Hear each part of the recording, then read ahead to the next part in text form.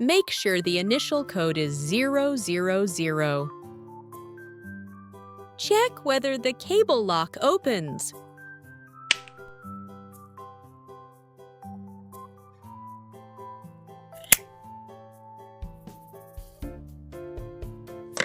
Use the flat end of the included tool. Push the tool all the way in to depress the reset pin, and, while holding it in, rotate 90 degrees. Set the combination you want.